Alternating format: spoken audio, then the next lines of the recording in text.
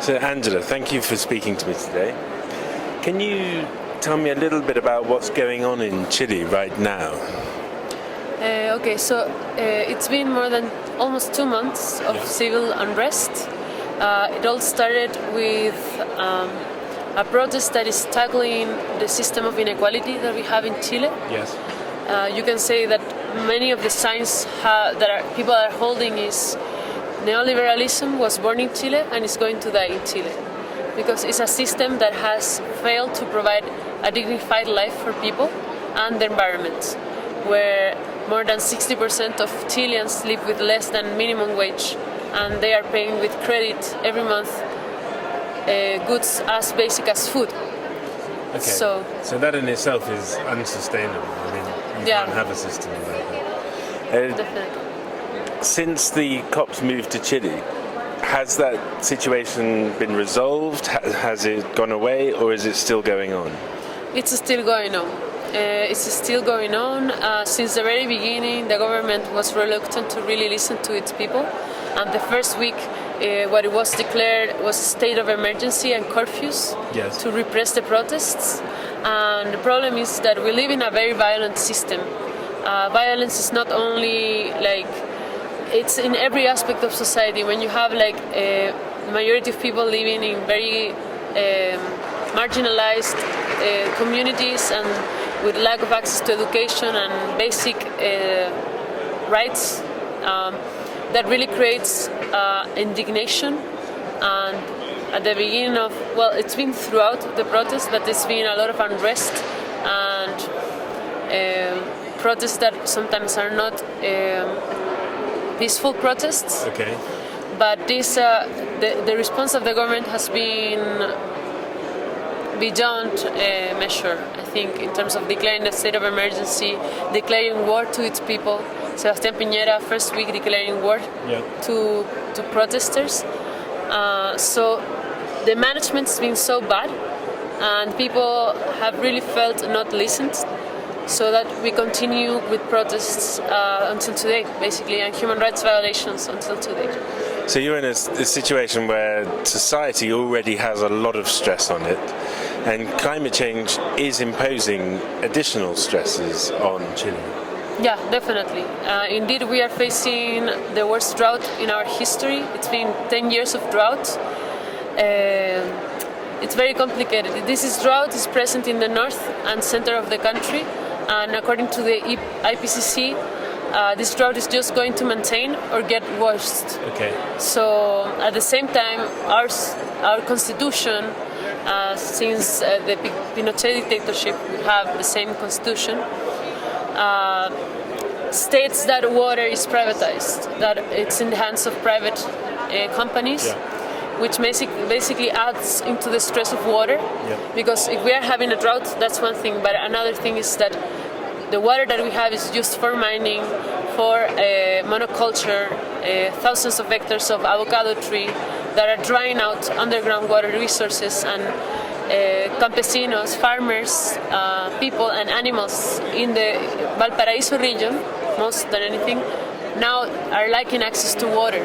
So it's climate change, but it's also a system of extractivism that is grounded in the constitution, and is grounded in the fact that during the Cold War we were installed this neoliberal system with the Chicago Boys, and that's really the problem. And I think what's happening in Chile is tied to a global problem, the fact that our current models and capitalism has failed to protect people, the environment, and is leading us into a climate chaos.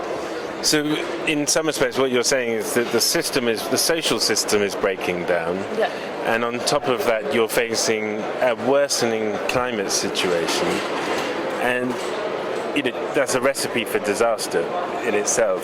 How does the work you're doing, and with Fridays for Future, can you talk about how that feeds into it, and also as a global network, how that supports you? Yeah, I mean, what we are looking for in Fridays for Future and the Civil Society for Climate Action in Chile is not that we will put the first priority the environmental issues and climate crisis, but basically it will be at the base of all the demands that are already happening in terms of like minimum wage, pension systems, healthcare, education. So, because the thing is that we need a change of paradigm and a change of model. Because even if we manage to have a more equal society, it cannot be under the same system that is destroying the planet. So what we need in order to have justice for people is to change the system at its roots. So redefine what it will be to develop as a nation, to basically produce food, the system, the production of energy, of discarded resources, consumption levels. I mean, everything needs to be redefined. So it's kind of redesigning the system so that it actually is able to properly address the needs of the Chilean people.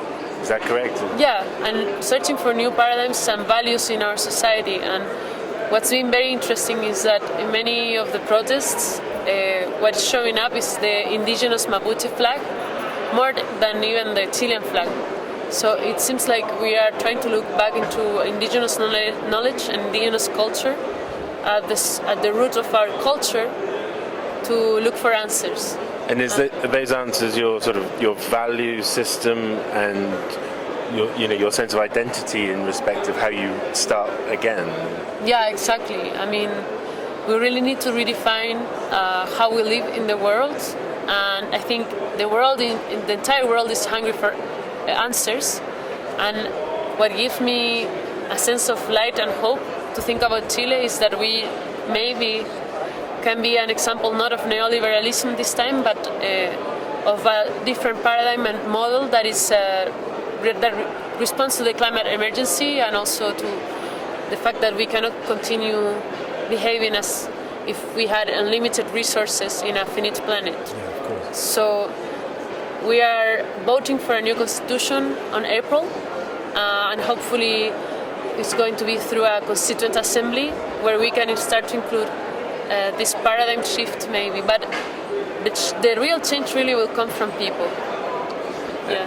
And when you talk like that, I mean, that's something that's needed in many places around the world. And Great Britain could do with some of that right now. We've got an election tomorrow. But it's how do you win? Do you think, are you optimistic that in a way the people will win on this one and that will be contagious around the world? I have mixed feelings. I want to be optimistic, but at the same time, what has happened in Chile has taught me that there is people power, but also there's so much repression. And at least what I have learned, I guess, over the last months, clearer than any other time, is that there is a need for strong democracies that listen to its people in order to tackle the climate crisis. Because, for example, in Chile, not even human rights are respected. So how can we ever think of like people being listened and taken into account? You know, when the priority is to make more profit despite the well-being of people and the planet. And that's what actually it's happening here at the UN. For more than 25 years, countries negotiating on how to deal with the climate crisis. And I mean, the last 2 weeks, almost 2 weeks now, the conversation has been focused on market-based mechanisms and how to protect the private sector more than people's future and present.